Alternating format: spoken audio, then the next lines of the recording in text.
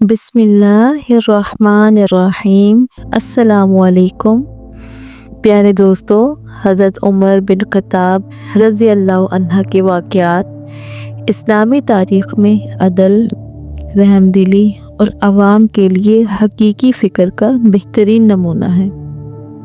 آج کی کہانی ہمیں حضرت عمر کی عاجزی، انصاف اور عوام کی خدمت کے جذبے کی بہترین مثال دیتی ہے۔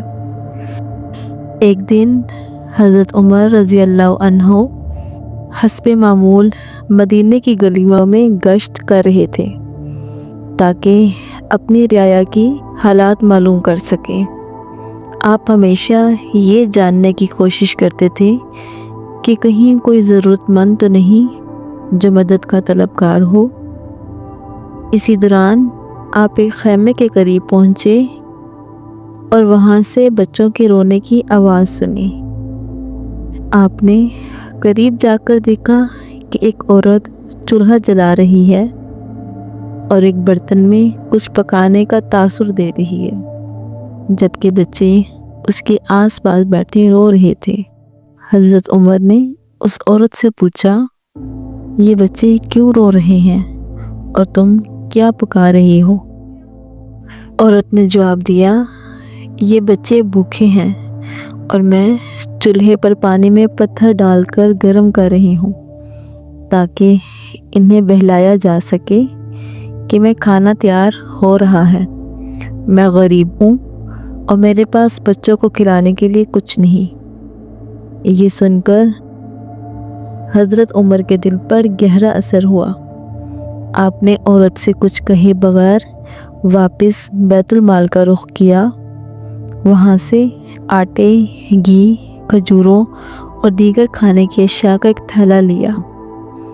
جب آپ تھیلا اٹھانے لگے تو آپ کے ساتھ موجود خادم نے کہا، اے امیر المؤمنین، یہ بوجھ میں اٹھا لیتا ہوں۔ حضرت عمر نے جواب دیا، قیامت کے دن میرا بوجھ تم نہیں اٹھا سکتے، اس لیے آج بھی میں خود ہی اٹھاؤں گا۔ آپ اس تھیلے کو کندھے پر رکھ کر دوبارہ اس عورت کے پاس پہنچے۔ آپ نے نہ صرف کھانے کا سامان دیا بلکہ خود اپنے ہاتھوں سے چولہے پر کھانا تیار کیا۔ پھر آپ نے وہ کھانا بچوں کو کھلایا۔ جب بچوں کے پیٹ بھر گئے اور وہ خوشی خوشی کھیلنے لگے تو عورت نے حضرت عمر رضی اللہ عنہ کو دعائیں دیتے ہوئے کہا، اللہ تمہیں جزائے خیر دے، تم خلیفہ ہوتے تو بہتر ہوتا۔ حضرت عمر نے عاجز جواب دیا، میں ہی تمہارا خلیفہ ہوں اور یہ میرا فرض ہے میں تمہاری ضرورتوں کا خیال رکھوں۔ یہ واقعہ حضرت عمر رضی اللہ عنہ کی عوامی خدمت، انکساری اور عدل و انصاف کا عملی نمونہ ہے۔